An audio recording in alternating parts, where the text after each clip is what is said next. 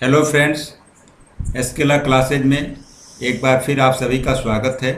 Constitution पे हमारी चर्चा जारी है और आज हम डिस्कस करने वाले हैं स्टेट इमरजेंसी अर्थात राज्य आपात के बारे में। तो शुरू करते हैं हम आज के विषय को और देखते हैं कि कॉन्स्टिट्यूशन में स्टेट इमरजेंसी को लेकर क्या व्यवस्था है। लेकिन इससे पहले आपसे रिक्वेस्ट है कि यदि आपने अभी तक हमारे चैनल को सब्सक्राइब नहीं किया है तो प्लीज़ इसे सब्सक्राइब कर लें और साथ में बेल आइकन को भी प्रेस कर लें ताकि हमारे नए वीडियो की नोटिफिकेशन आपको मिलती रहे। तो फ्रेंड्स, राष्ट्रपति शासन या राज्य आपात भारत में शासन के संदर्भ में उस समय प्रयोग किया जाता है। ये मेरा टॉपिक है। आज हमको जो डील करना है वो स्टेट इमरजेंसी है। इसी को प्रेसिडेंट रूल भी बोला जाता है। पिछले लेक्चर में हमने पिछले वीडियो में हम नेशनल इमरजेंसी पर डिस्कशन किए थे और आज हम स्टेट इमरजेंसी यानी प्रेसिडेंट रूल के बारे में जानने की कोशिश करेंगे। मैं ये बताना चाहता हूँ फ्रेंड्स कि जो राष्ट्रपति शासन है या जो राज्य आपात है तो भारत में शासन के संदर्भ में उस समय प्रयोग किया जाने वाला एक पारिभाषिक या डिफाइंड वर्ड है जब किसी राज्य सरकार को भंग या निलंबित कर दिया जाता है और राज्य प्रत्यक्ष संघीय शासन के अधीन आ जाता है। इसे राष्ट्रपति शासन इसलिए कहा जाता है क्योंकि इसके द्वारा राज्य का नियंत्रण बजाय एक निर्वाचित मुख्यमंत्री के सीधे भारत के राष्ट्रपति के अधीन आ जाता है। फ्रेंड्स, आर्टिकल 356 हम प्रोक्लेमेशन की अगर बात करते हैं, प्रोक्लेमेशन ऑफ इमरजेंसी, तो आर्टिकल 356 यह प्रोविजन बताता है कि यदि किसी समय राज्य के राज्यपाल से प्रतिवेदन मिलने पर यानी रिपोर्ट मिलने पर या अन्यथा राष्ट्रपति को समाधान हो जाए कि ऐसी स्थिति उत्पन्न हो गई है जिसमें कि उस राज्य का शासन संविधान के प्रोविजन के अनुसार नहीं चलाया जा सकता, तो राष्ट्रपति उद्घोषणा जारी करता है। किसके लिए? राज्य में आपात के लिए। देखिए, हमने यहाँ मेंशन कर दिया है कि रिपोर्ट ऑफ गवर्नर और अदरवाइज। मतलब क्या है कि गवर्नर यानी राज्यपाल के रिपोर्ट पर या अदरवाइज अन्यथा भी प्रेसिडेंट आपातकाल के लिए उद्घोषणा कर सकता है राज्यों में। तो जैसी भी स्थिति हो यानी जैसी स्थिति मतलब क्या कि गवर्नर का रिपोर्ट मिला है या नहीं मिला है, जो भी स्थिति हो, अगर उसको ये समाधान हो जाता है कि राज्य का शासन संविधान के प्रोविजन के अनुसार नहीं चलाया जा सकता है, तो राष्ट्रपति क्या करेगा? उद्घोषणा के द्वारा सबसे पहला काम क्या करेगा? तो उस राज्य की सरकार के सब या कोई कृत्य तथा राज्यपाल या राज्य के किसी निकाय या प्राधिकारी में निहित या उसके द्वारा प्रयोग की जाने वाली सब या कोई शक्ति अपने हाथ में ले सकेगा। ठीक। दूसरा काम क्या करेगा कि राष्ट्रपति उद्घोषणा के द्वारा यह घोषित कर सकेगा कि राज्य के विधानमंडल की शक्तियां संसद के प्राधिकार के द्वारा या उनके संसद के अधीन प्रयोज्य होंगी। तीसरा क्या कर सकता है राष्ट्रपति उद्घोषणा के द्वारा? तो वह ऐसे प्रासंगिक व आनुषंगिक उपबंध बना सकेगा, प्रोविजन बना सकेगा, जो रिलेवेंट प्रोविजन बना सकेगा जो राष्ट्रपति की उद्घोषणा के उद्देश्य को इफेक्टिव बनाने के लिए या प्रभावी करने के लिए आवश्यक दिखाई दे। तो ऐसी किसी भी उद्घोषणा को राष्ट्रपति पश्चातवर्ती उद्घोषणा के द्वारा वापस ले सकता है या उसमें परिवर्तन कर सकता है। फ्रेंड्स, मैं ये बता रहा हूँ कि ये नहीं है कि एक बार उद्घोषणा हो गया तो वो फिर वापस नहीं हो सकता। नहीं, उसके बाद से फर्दर एक प्रोक्लेमेशन होगा और उसके जरिए पिछले उद्घोषणा को वापस लिया जा सकता है या उसको मॉडिफाई किया जा सकता है। फ्रेंड्स, आर्टिकल 356 में जो वर्डिंग है, जो शब्द प्रयोग किया गया है वो क्या है? तो वो ये है कि यदि किसी राज्य के राज्यपाल से प्रतिवेदन मिलने पर या अन्यथा, इसका मतलब क्या हुआ? तो इसका मतलब यह हुआ कि राष्ट्रपति को ये समाधान राज्यपाल की रिपोर्ट के आधार पर भी हो सकता है और अन्यथा भी हो सकता है। ठीक है। अर्थात राज्यपाल के रिपोर्ट से अगर राष्ट्रपति को यह समाधान हो जाता है कि ऐसी स्थिति उत्पन्न हो गई है कि जिसमें राज्य का शासन संवैधानिक प्रोविजन के अनुसार नहीं चलाया जा सकता है, तो राष्ट्रपति उस संबंधित राज्य में राष्ट्रपति शासन के लिए उद्घोषणा जारी कर सकता है। लेकिन इसका मतलब यह नहीं है कि राज्यपाल से कोई रिपोर्ट न मिलने पर राष्ट्रपति ऐसा नहीं कर सकता है। नहीं, ऐसा नहीं है। आर्टिकल 356 के अनुसार राष्ट्रपति राज्य के राज्यपाल से कोई रिपोर्ट न मिलने पर भी कार्रवाई कर सकता है। इसके लिए केवल इतना ही सफिशियंट है कि राष्ट्रपति को इस बात का समाधान हो जाए, सेटिस्फैक्शन हो जाए कि किसी राज्य में संवैधानिक तंत्र फेल हो गया है, कॉन्स्टिट्यूशनल तरीके से चुनी गई सरकार फेल्योर हो गई है। ऐसा संभव है कि राज्यपाल राज्य के मुख्यमंत्री से मिल जाए और राष्ट्रपति को संवैधानिक तंत्र की विफलता की सूचना न भेजे। ऐसी स्थिति में केंद्र को अपने कर्तव्य का पालन स्वयं करना होगा और उसको स्वयं ही अपना काम करना होगा। आर्टिकल 356 से यह स्पष्ट है कि राष्ट्रपति का जो समाधान है, यानी जो सेटिस्फैक्शन है, वह किसका समाधान है? मंत्रिमंडल का समाधान होता है। हमने देखिए लिख भी दिया है, यहाँ देखिए ध्यान से कि satisfaction means satisfaction of the cabinet. राष्ट्रपति का स्वयं का समाधान कुछ नहीं होता है, बल्कि राष्ट्रपति का समाधान मंत्रिमंडल का समाधान होता है। किसी राज्य में संवैधानिक तंत्र फेल हो गया है अथवा नहीं, इसका निर्णय राष्ट्रपति का स्वयं का निर्णय नहीं होता है, बल्कि मंत्रिमंडल का निर्णय होता है। तो फ्रेंड्स, अब इस कड़ी में जो दूसरी चीज़ है वो हमें जानना है कि पीरियड ऑफ प्रोक्लेमेशन, यानी उद्घोषणा की अवधि के बारे में जानना होगा। उद्घोषणा की अवधि के बारे में हम जो है डिस्कस करेंगे। आर्टिकल 356 के अधीन जारी की गई उद्घोषणा यानी प्रोक्लेमेशन संसद के प्रत्येक सदन के समक्ष रखी जाएगी। देखिए हमने लिखा भी है कि before each house of parliament bye simple majority. ठीक है, ये ऐसी उद्घोषणा जो क्या होगी तो संसद के दोनों सदन के समक्ष बारी बारी से रखी जाएगी। यदि संसद के दोनों सदन उद्घोषणा लागू होने के 2 माह के भीतर उसका अनुमोदन नहीं करते हैं तो 2 माह पूरा होते ही उद्घोषणा स्वतः समाप्त हो जाती है, ऑटोमेटिक क्या हो जाएगी, अनइफेक्टिव हो जाएगी। ठीक है, हमने लिख भी दिया है, देखिए यहाँ 2 मंथ में क्या हो जाएगा, अनइफेक्टिव हो जाएगा, अगर उसके पहले जो है बोथ हाउस के द्वारा इसका अप्रूवल न हो जाए। तो इसका मतलब यह हुआ कि 2 माह की अवधि तक वह संसदीय अनुमोदन के बिना इन्फोर्स रह सकती है। कौन? उद्घोषणा। संसदीय अनुमोदन के लिए दोनों सदनों का साधारण बहुमत ही पर्याप्त होता है। तो फ्रेंड्स, आप जब नेशनल इमरजेंसी पढ़ रहे थे तो वहाँ हमने बताया था कि नेशनल इमरजेंसी में क्या होता है कि वहाँ स्पेशल मेजॉरिटी की जरूरत पड़ती है बोथ हाउस का, लेकिन स्टेट इमरजेंसी में ऐसा नहीं है। यहाँ क्या है, साधारण बहुमत से ही दोनों सदनों के द्वारा अगर पारित हो जाता है तो वो आगे एक्सटेंड हो जाएगा। ठीक है, यदि उद्घोषणा किए जाने के समय मान लीजिए लोकसभा विघटित हो या इन 2 महीनों के भीतर उद्घोषणा का अनुमोदन किए बिना वह विघटित हो जाए, किंतु राज्यसभा ने उस उद्घोषणा का अनुमोदन कर दिया हो तो नई लोकसभा के पुनर्गठन तक वह लागू रहेगी और नई लोकसभा जिस दिन पहली बार बैठेगी उसके 30 दिनों की अवधि के भीतर यदि उद्घोषणा का अनुमोदन लोकसभा कर देती है तब तो ठीक है, और नहीं तो 30 दिनों की अवधि पूरा होते ही उद्घोषणा क्या हो जाएगी, ऑटोमेटिक समाप्त हो जाएगी, अनइफेक्टिव हो जाएगी। ठीक है, अब जैसा भी स्थिति हो, दोनों सदनों से अनुमोदन मिलने के बाद यानी अनुमोदित होने के बाद वह उद्घोषणा यानी प्रोक्लेमेशन क्या है, 6 माह की अवधि के लिए वैध होगी। देखिए यहाँ हमने लिख दिया है कि अप्रूव्ड प्रोक्लेमेशन फॉर 6 मंथ। अगर अप्रूव्ड हो गया है दोनों हाउस से तो क्या हो जाएगी, वह 6 महीने के लिए वैलिड रहेगी। अवधि की गणना किस दिन से होगी, तो अवधि की जो गणना होगी, कैलकुलेशन होगा जो डेट का, तो वो गणना मूल उद्घोषणा की तिथि से होगा। मतलब जिस दिन फर्स्ट टाइम उद्घोषणा जारी किया गया था उस तिथि से 6 महीना काउंट किया जाएगा।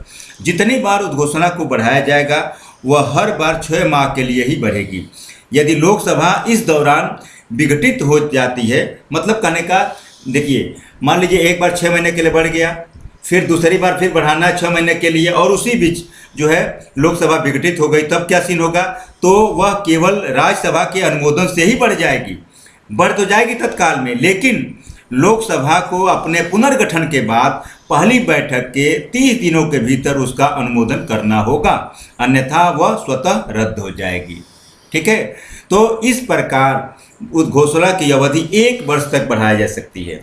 इस प्रकार उद्घोषणा की अवधि 1 वर्ष तक बढ़ाई जा सकती है, किंतु यदि उसे 1 वर्ष की अवधि के बाद भी बढ़ाना हो, यानी 1 वर्ष से अधिक का अवधि चाहिए, देखिए तब क्या होगा, तो उसके लिए 2 शर्तें हैं जिसका पालन करना जरूरी है।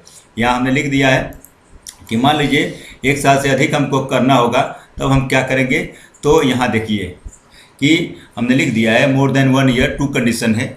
कि अगर 1 साल से अधिक के लिए उद्घोषणा को बढ़ाना है तो उसके लिए 2 शर्तें हैं, उसको पूरा करना होगा। और उन 2 शर्तें कौन कौन है, तो उसमें देखिए पहला शर्त क्या है कि संपूर्ण देश या उसके किसी भाग में आर्टिकल 352 के तहत आपात की उद्घोषणा लागू हो, यानी नेशनल इमरजेंसी लागू हो। मतलब क्या हुआ इसका कि a proclamation of emergency is in operation in the whole of India और any part of the state under article 352। दूसरा जो कंडीशन है वो क्या कहता है, तो दूसरा कंडीशन है कि निर्वाचन आयोग ने प्रमाणित कर दिया हो कि वर्तमान में संबंधित राज्य के साधारण चुनाव कराने में कठिनाइयों के कारण उद्घोषणा को इन्फोर्स रखना आवश्यक है। अर्थात क्या हुआ, ये दूसरा क्या है कि the election commission certified that the continuance in force of the proclamation approved during the period specified in such resolution is necessary on account of difficulties in holding general election to the legislative assembly of the state concerned। मतलब क्या हुआ कि जिस state की बात हो रही है तो उस स्टेट में तत्काल में चुनाव कराना संभव नहीं है अगर इस बात का प्रमाण दे देता है निर्वाचन आयोग। तो ये 2 शर्तें अगर पूरी हो जाती है तो 1 साल से अधिक के लिए उद्घोषणा जो है क्या हो सकता है, बढ़ाया सकता है। लेकिन मित्रों यहाँ ध्यान देने की बात है कि ये जो दोनों शर्तें हैं, ये दोनों जो शर्तें हैं ये कब जोड़ी गई थी, ये 44 अमेंडमेंट के जरिए जोड़ी गई थी। जब कॉन्स्टिट्यूशन का 44 अमेंडमेंट हुआ 1978 में तो उसके जरिए ये जो है जोड़ा गया था। ये जो है प्रोविज़न मूल संविधान में ओरिजिनल कॉन्स्टिट्यूशन में नहीं था। दोनों शर्तें जो है ये 44वें संशोधन के द्वारा जोड़ी गई। कब, जब जनता पार्टी की सरकार बनी थी उसके जरिए जो है आर्टिकल 356 में एक क्लास जोड़ा गया, क्लास 5, उसको जोड़ कर ये चीज़ें प्रोविज़न शामिल किया गया। लेकिन सबसे महत्वपूर्ण बात यह है कि ये शर्तें पूरी हो जाने पर भी किसी राज्य में आर्टिकल 356 के तहत की गई उद्घोषणा की अधिकतम अवधि जो मैक्सिमम जो होगा पीरियड वो क्या होगा, 3 साल ही होगा। मतलब क्या है कि ये दोनों शर्तें अगर पूरी भी हो जाती है तो भी 3 साल से अधिक जो है उद्घोषणा इन्फोर्स नहीं रहेगी। तो कुल मिला के क्या हो गया, एक डेडलाइन खींच दिया गया, कहाँ, 3 ईयर का।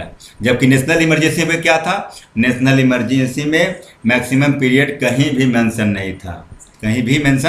नहीं था, लेकिन यहाँ जो है मैक्सिमम पीरियड मेंशन है 3 ईयर। ठीक है। अच्छा, उद्घोषणा को वापस लेना, अब देखिए रिवोक की बात कर देते हैं हम। ये रिवोक, उद्घोषणा को वापस लेना बिल्कुल आसान है। ठीक है, राष्ट्रपति जब चाहे किसी भी पश्चातवर्ती उद्घोषणा के द्वारा मूल उद्घोषणा को वापस ले सकता है और ऐसा करने के लिए उसे संसद के अनुमोदन की आवश्यकता भी नहीं होनी। मतलब क्या है, विदाउट अप्रूवल ऑफ पार्लियामेंट, कि पार्लियामेंट का अनुमोदन जरूरी नहीं है, केवल राष्ट्रपति एक उद्घोषणा जारी करके पिछले उद्घोषणा को वापस ले सकता है। तो फ्रेंड्स, अब हम जो है judicial review of the proclamation अर्थात उद्घोषणा के न्यायिक पुनर्विलोकन पर डिस्कशन करने वाले हैं। देखिए आर्टिकल, यहाँ देखिए ये हमारा पॉइंट है, आर्टिकल 356 के अधीन यह कहा गया है कि ऐसी उद्घोषणा राष्ट्रपति के समाधान के आधार पर की जाती है। 42nd अमेंडमेंट, देखिए यहाँ से 42nd अमेंडमेंट और 44th अमेंडमेंट, ये दोनों बड़े काम के हैं और बार बार ये आते हैं। तो 42nd अमेंडमेंट जो हुआ था 1976 के द्वारा आर्टिकल 356 में एक प्रोविजो जोड़ा गया था, एक परंतु जोड़ा गया था और जोड़ के यह स्पष्ट कर दिया गया था कि राष्ट्रपति के समाधान को जो है कोर्ट में चैलेंज नहीं दिया जा सकता है। ये कहा गया था, ये प्रोविजो जोड़ के कि राष्ट्रपति की जो सेटिस्फेक्शन है, राष्ट्रपति का जो समाधान है उसको कोर्ट में जो है चुनौती नहीं दिया जा सकता है। लेकिन 44 अमेंडमेंट जो हुआ था कॉन्स्टिट्यूशन में 1978 में, तो इसके द्वारा उस प्रोविजो को क्या कर दिया गया, हटा दिया गया, निकाल दिया गया। और नतीजा क्या हुआ इसका, तो नतीजा यह हुआ कि अब राष्ट्रपति के समाधान का जुडिशियल रिव्यू यानी न्यायिक पुनर्विलोकन किया जा सकता है, यानी इसको कोर्ट में चैलेंज किया जा सकता है। अर्थात यदि उद्घोषणा दुर्भावना से प्रेरित होकर की गई है तो न्यायालय उसे असंवैधानिक घोषित कर सकते हैं। ठीक है, इस कड़ी में ये केस आया था SR बोम्मई का, इसके बारे में थोड़ा सा आप जानिए। SR बोम्मई का केस फेमस केस है। SR Bommai versus union of India के मामले में सुप्रीम कोर्ट ने स्पष्ट किया कि आर्टिकल 356 के अधीन राष्ट्रपति द्वारा राज्यों में राष्ट्रपति शासन लागू करने के लिए की गई उद्घोषणा यानी प्रोक्लेमेशन जुडिशियल रिव्यू के अधीन है और न्यायालय इसकी जांच कर सकते हैं कि वे कारण जो है एग्जिस्ट थे कि नहीं, वो कारण विद्यमान थे कि नहीं जिनके आधार पर राष्ट्रपति ने उद्घोषणा की थी। मतलब क्या है कि जुडिशियल रिव्यू किया जा सकता है, ये साफ साफ कह दिया गया एसआर बोम्मई के केस में। फ्रेंड्स, जो है कॉन्स्टिट्यूशन लागू होने के बाद से अब तक लगभग जो है 125 बार, संविधान के लागू होने के बाद से अब तक 125 बार से अधिक मौक़ों पर जो है आर्टिकल 356 का प्रयोग या दुरुपयोग किया जा चुका है। लगभग सभी मामलों में इसका प्रयोग राज्यों में संवैधानिक मशीनरी की विफलता के बजाय राजनीतिक हितों के लिए किया गया है।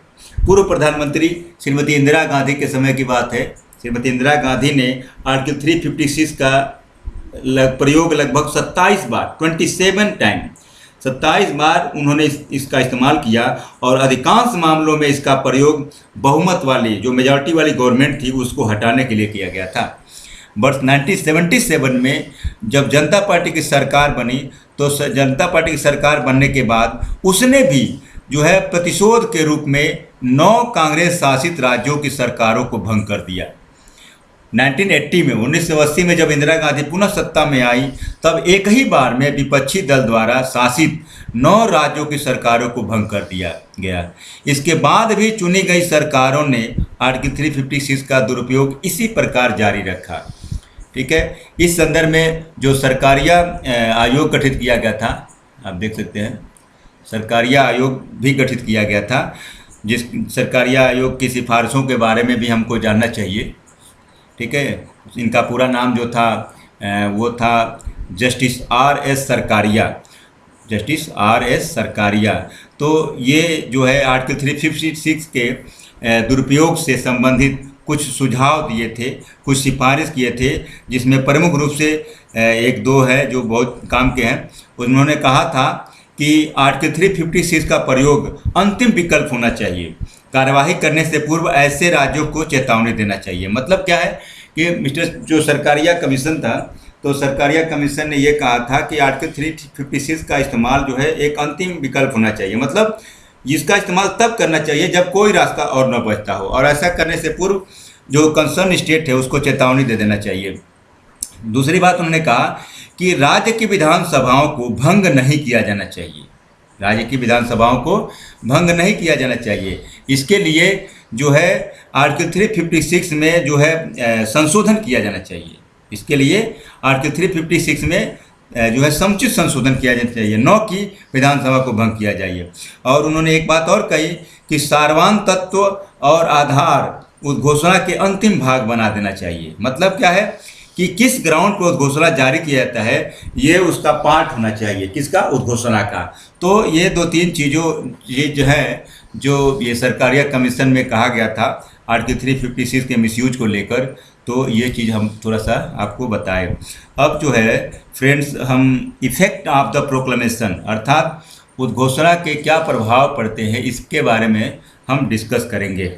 ठीक है, देखिए आर्टिकल 356 के तहत उद्घोषणा का जो प्रभाव है होता है उसमें सबसे पहला प्रभाव तो ये है कि राष्ट्रपति राज्य सरकार के सभी या कोई कृत्य अपने हाथ में ले सकता है।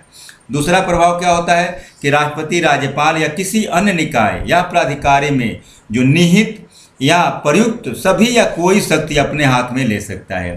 तीसरा जो प्रभाव पड़ता है वो क्या है कि राष्ट्रपति यह उद्घोषणा कर सकता है कि राज्य विधानमंडल की शक्तियां संसद के द्वारा या उसके प्राधिकार के अधीन प्रयोग की जाएंगी। चौथा जो प्रभाव पड़ता है वो क्या है, तो वो है राष्ट्रपति ऐसे आनुषंगिक या परिणामिक उद्घोषणा कर सकता है जो उद्घोषणा को प्रभावी करने के लिए आवश्यक प्रतीत हो।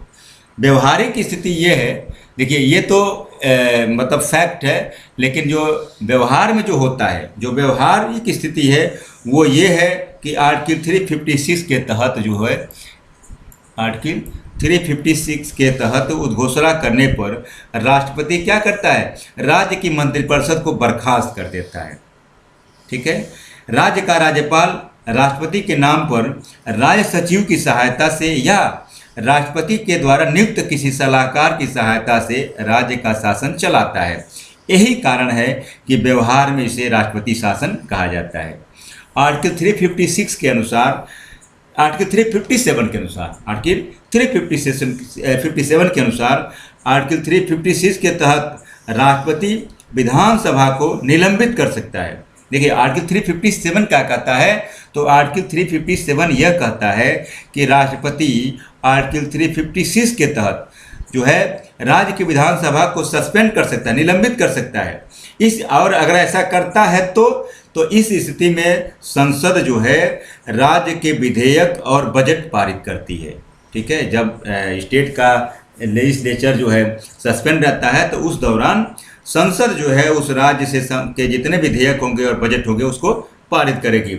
जब कोई विधानसभा इस प्रकार निलंबित या विघटित कर दी जाती है तो इसके कई परिणाम होते हैं। तब इसके कई परिणाम होते हैं। अब उस परिणामों में क्या क्या होता है, तो सबसे पहले तो यह होता है कि संसद राज्य के लिए कानून बनाने की शक्ति राष्ट्रपति या किसी अन्य प्राधिकारी को दे सकती है, और जनरली यह होता है कि यह शक्ति राष्ट्रपति को ही दी जाती है। दूसरा क्या परिणाम होता है, यदि लोकसभा का सत्र न चल रहा हो तो राष्ट्रपति राज्य की संचित निधि से संबंधित सभी पेंडिंग जो बिल होते हैं उनको अनुमति दे सकता है, उनको जो है परमिशन दे सकता है, एसेंट दे सकता है। तीसरा परिणाम क्या होता है सस्पेंशन का या विघटन का, तो यदि संसद का सत्र न चल रहा हो तो राष्ट्रपति संबंधित राज्य के लिए ऑर्डिनेंस भी जारी कर सकता है। लेकिन आर्टिकल 356 के उद्घोषणा के तहत राष्ट्रपति न तो हाई कोर्ट की शक्तियां अपने हाथ में ले सकता है और न ही उन उपबंधों को पूर्णतः या आंशिक रूप से सस्पेंड कर सकता है जिसका संबंध हाई कोर्ट से है। ध्यान रहे कि आर्टिकल 356 के तहत जितना भी पावर एक्सरसाइज करता है राष्ट्रपति, उसमें कहीं भी ये मेंशन नहीं है कि वो राष्ट्रपति से हाई कोर्ट से संबंधित जो शक्ति है, जो पावर है, उसको भी अपने हाथ में ले सकता है। नहीं, राष्ट्रपति जो है हाई कोर्ट से रिलेटेड कोई भी प्रोविजन को सस्पेंड नहीं कर सकता है। मतलब हर वो प्रोविजन जो हाई कोर्ट से रिलेटेड हो उसको सस्पेंड नहीं कर सकता है। आर्टिकल 356 की जो उद्घोषणा है, तो उद्घोषणा के दौरान संसद या राष्ट्रपति के द्वारा बनाई गई जितनी भी विधियां होती हैं तो उद्घोषणा की समाप्ति के बाद वो ऑटोमेटिक समाप्त नहीं होती हैं। जितने समय तक स्टेट का लेजिस्लेचर सस्पेंड होता है या विघटित होता है तो उस दौरान राष्ट्रपति या संसद के द्वारा जो भी कानून बनाए गए हैं उस स्टेट के लिए, तो उद्घोषणा समाप्त होने के बाद ऑटोमेटिक समाप्त नहीं होते, बल्कि वे तब तक इन्फोर्स रहते हैं जब तक कि सक्षम विधानमंडल या प्राधिकारी के द्वारा वो रिपील या अमेंडेड यानी निरसित या संशोधित नहीं कर दी जाती। ठीक है, तो मित्रों इस कड़ी में जो है अब हम सबसे आखिरी में हमको जो देखना है वो ये है कि राष्ट्रीय आपात और राज्य आपात यानी नेशनल इमरजेंसी और स्टेट इमरजेंसी, अर्थात आर्टिकल 352 व 356 में क्या डिफरेंस है, दोनों में क्या मतलब अंतर है, दोनों में क्या अंतर है। तो देखिए हमको दोनों के बारे में थोड़ा थोड़ा जानना होगा। हम अपने पिछले वीडियो में आर्टिकल 352 के तहत नेशनल इमरजेंसी के बारे में पढ़ चुके हैं और आज हम जो स्टेट इमरजेंसी के बारे में डिस्कशन कर रहे हैं, तो दोनों में क्या डिफरेंस है। तो डिफरेंस के लिए हम क्या जानेंगे, हम ग्राउंड जानेंगे, किस किस ग्राउंड पर हम डिफरेंस निकालेंगे। तो सबसे पहले ग्राउंड क्या है, तो ग्राउंड में देखिए 5 ग्राउंड हमने बताए। तो पहला ग्राउंड है प्रोक्लेमेशन के आधार पर।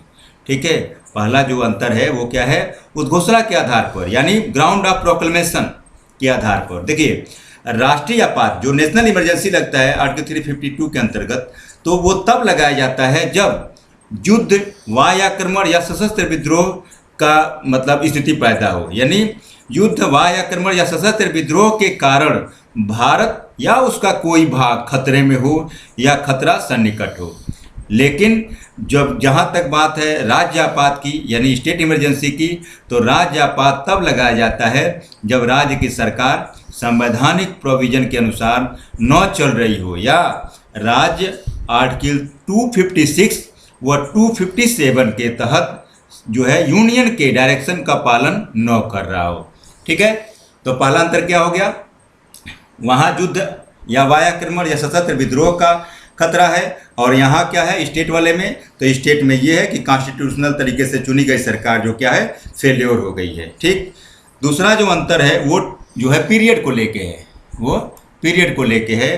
तो राष्ट्रीय आपात में जो प्रारंभ में क्या होता है, एक माह के लिए वो घोषणा जारी होती है और तत्पश्चात जो है संसद का जो विशेष बहुमत द्वारा वो रिजोल्यूशन अप्रूव्ड हो जाता है, तो वो 6 माह तक के लिए बढ़ाया जाता है। और ऐसा करके अधिकतम अवधि जो है कितना होगा इसके बारे में कोई मेंशन नहीं है नेशनल इमरजेंसी में।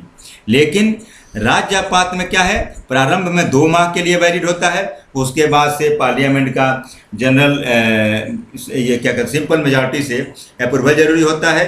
और अगर अप्रूवल हो जाता है तो क्या होता है कि वह 6 महीना के लिए बढ़ जाता है, लेकिन मैक्सिमम जो लिमिट है वो क्या है 3 साल। ठीक है, तो ये दूसरा अंतर हो गया पीरियड को लेके। अब तीसरा जो डिफरेंस है वो है इफेक्ट ऑन फंडामेंटल राइट, यानी जो है मूल अधिकारों पे क्या प्रभाव पड़ता है इसको लेकर है। देखिए नेशनल इमरजेंसी में आर्टिकल 19 क्या होता है, ऑटोमेटिक सस्पेंड हो जाता है, तथा आर्टिकल 20 और 21 को छोड़कर बाकी जितने फंडामेंटल राइट होते हैं तो राष्ट्रपति के आदेश से वो क्या होते हैं सस्पेंड हो जाते हैं। लेकिन राज्य आपात में नहीं, स्टेट इमरजेंसी में फंडामेंटल राइट के इन्फोर्स पे कोई प्रभाव नहीं पड़ता है। ठीक।